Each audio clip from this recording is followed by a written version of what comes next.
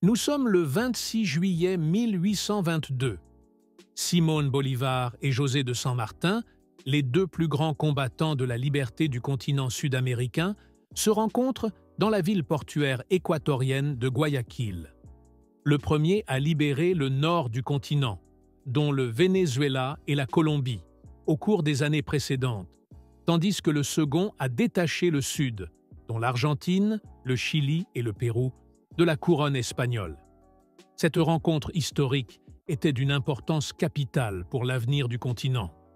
Au milieu de la confusion des guerres d'indépendance contre la domination coloniale espagnole, Bolívar et San Martín étaient à la tête des mouvements qui devaient conduire l'Amérique du Sud vers un avenir doré. Le rêve d'une nation sud-américaine unie, semblable aux États-Unis d'Amérique, semblait à portée de main. Mais en raison de quelques petits détails, la réalité a été différente et le continent entier a sombré dans le chaos et les guerres civiles pendant plusieurs décennies. Que s'est-il donc passé? Comment l'indépendance de presque tous les États du continent s'est-elle faite si rapidement? Pourquoi les États-Unis d'Amérique du Sud ont-ils échoué dans la réalité? Et comment auraient-ils pu changer le monde pour toujours? Mais pourquoi tout s'est-il passé dans le chaos? Nous allons regarder toutes ces questions passionnantes dans la vidéo d'aujourd'hui. Amuse-toi bien! L'Amérique du Sud a été sous le contrôle des Espagnols et des Portugais pendant plus de 3 siècles. Les deux administrations coloniales ont structuré les sociétés selon des lignes hiérarchiques rigides qui ont généré très tôt de profondes inégalités sociales et économiques. Alors que les élites espagnoles constituaient la couche la plus élevée de la société, les métis, les indigènes et les esclaves étaient fortement désavantagés.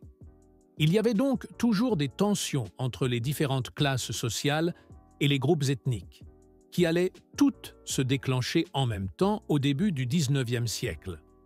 Le modèle était la Révolution française, qui prêchait l'égalité de tous les hommes et les idéaux de liberté. Mais les réalités politiques ont également été complètement bouleversées par les conséquences de la Révolution. En effet, l'Espagne et le Portugal ont tous deux été occupés par Napoléon pendant plusieurs années au début du siècle. L'autorité espagnole, en particulier, s'en trouva massivement affaiblie et ne put guère trouver de ressources pour exercer sa domination sur les vice-royaumes d'Amérique du Sud. De plus, le nouveau souverain français sur le trône d'Espagne, le frère de Napoléon, n'était pas reconnu par les colonies. Des juntes locales se sont donc formées dans de nombreuses villes sud-américaines. Ces organes de gouvernement provisoire étaient souvent dominés par les créoles, c'est-à-dire les descendants des Espagnols nés dans les colonies. Ces juntas se considéraient comme les représentants légitimes du roi déchu et prenaient peu à peu en charge l'administration locale. Et alors qu'elles commençaient à agir de manière de plus en plus indépendante, beaucoup d'entre elles ont fini par réclamer l'indépendance totale de l'Espagne.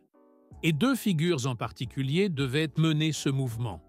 Au nord, Simón Bolívar, qui a proclamé l'indépendance du Venezuela en 1811, et au sud, José de San Martín, qui a progressivement libéré l'Argentine et le Chili. Tous deux étaient des chefs d'armée charismatiques, qui n'étaient pas seulement des génies militaires, mais aussi des leaders visionnaires qui incarnaient les idéaux de liberté et d'indépendance. Après avoir récupéré le trône à la fin de Napoléon, le roi d'Espagne a tenté d'inverser les événements par une contre-attaque. Mais il était déjà trop tard. Non seulement de nombreux royalistes ont rejoint les révolutionnaires entre-temps, mais l'armée espagnole s'est mutinée et a finalement refusé de partir de Cadix pour l'Amérique du Sud et d'entamer une contre-offensive. Il ne restait plus que quelques troupes royales qui se sont retirées dans les profondeurs de l'Amazonie. Mais, là aussi, elles ont été rapidement battues. Bolívar et San Martín se sont donc rencontrés en 1822 à Guayaquil, en Équateur, au sommet de leur puissance. Les deux voulaient définir un avenir commun et glorieux pour le continent sud-américain, à l'instar des États-Unis. Mais tout s'est passé différemment. Bien qu'ils partagent l'objectif de l'indépendance et d'un bloc commun fort, ils ont des idées différentes sur le futur ordre politique en Amérique du Sud. Bolivar, qui préférait un gouvernement central fort, rêvait d'une fédération sud-américaine unie. San Martin, quant à lui, voyait plutôt l'avenir dans une confédération lâche d'États indépendants qui devaient coopérer étroitement tout en conservant leur autonomie. Les deux se disputèrent violemment sur leur vision de l'avenir et durent finalement mettre fin à la réunion sans résultat. Mais ce n'est pas seulement entre les deux, mais dans toute la politique locale d'Amérique du Sud qu'il y a eu un conflit massif à cause de cette question. Tant dans le Nord que dans le Sud, il y avait des tensions considérables entre les centralistes, qui préconisaient un gouvernement central fort, et les fédéralistes, qui demandaient plus d'autonomie pour chaque région. Et ces divergences ont entraîné des instabilités politiques et des luttes de pouvoir pendant des décennies. San Martin s'est alors retiré de la politique et s'est exilé en France, car il ne voyait pas de solution durable à la question. Les différentes factions du continent étaient trop divisées, et Bolivar pouvait réaliser, au moins à court terme, son rêve d'un rêve sud-américain uni sous une forme plus petite. Il proclama l'État de la Grande Colombie, qui se composait des États actuels du Venezuela, de la Colombie, du Panama et de l'Équateur. Mais alors qu'il trouvait presque toujours une solution sur le plan militaire, il ne parvenait pas non plus à stabiliser durablement l'État. La tentative de Bolivar d'établir un gouvernement central fort s'est heurtée à la résistance des leaders régionaux qui réclamaient plus d'autonomie. Ces tensions ont finalement conduit à la désintégration de la Grande Colombie en 1831, peu après la démission de Bolivar et après qu'il se soit lui aussi retiré de la vie politique. Tous deux ont alors observé de loin le continent sombrer dans le chaos pendant des décennies. Au Venezuela, en Colombie et en Équateur, différentes factions se sont battues pour la domination, ce qui a conduit à une série de guerres civiles. Au Pérou et en Bolivie, les forces conservatrices et libérales se sont battues pour le contrôle, tandis qu'en Argentine, les partis fédéralistes et centralistes se sont disputés le pouvoir.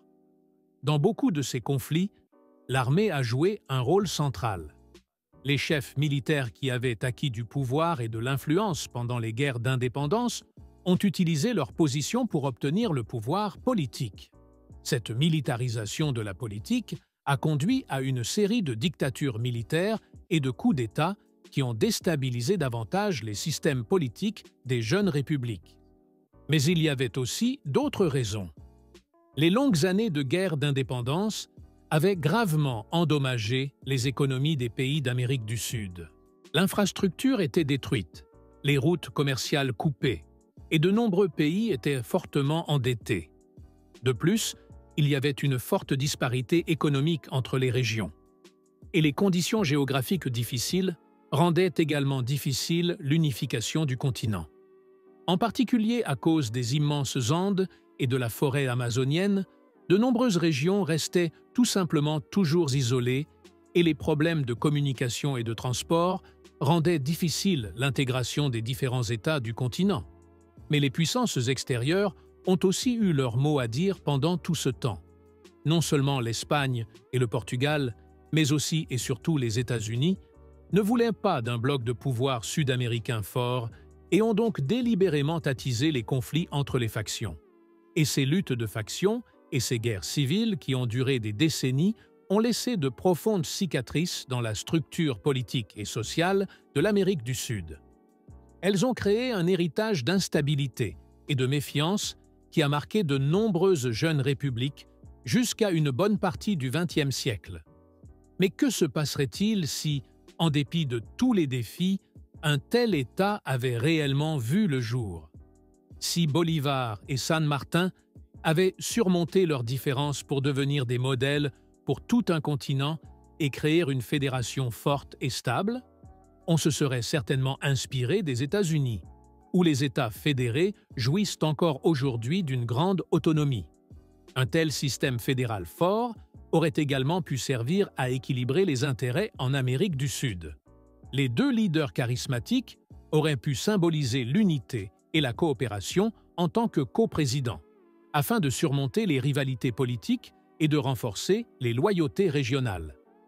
Un énorme marché commun aurait pu voir le jour, favorisant le libre-échange entre les États. Des projets d'infrastructures à grande échelle, comme la construction de chemins de fer et de routes, auraient relié les régions et facilité le commerce ainsi que l'intégration. Un peu comme aux États-Unis. Et l'exemple de l'Argentine montre que l'État aurait pu être très prospère sur le plan économique. En 1900, l'État du sud du continent était considéré comme l'un des pays les plus riches et les plus développés du monde. Quelle aurait été la situation si tout le continent avait travaillé ensemble? Grâce à la diversité, les régions auraient pu profiter les unes des autres. Certaines régions auraient pu se lancer rapidement dans l'industrialisation, tandis que d'autres auraient fourni la base agricole. Cela aurait permis d'établir un bloc fort contre les États-Unis sur le plan économique, politique et militaire. Mais ce n'est bien sûr qu'un des nombreux scénarios. En fin de compte, tout aurait pu se passer autrement. Comment penses-tu qu'un tel État se serait développé dans la réalité? N'hésite pas à le faire dans les commentaires.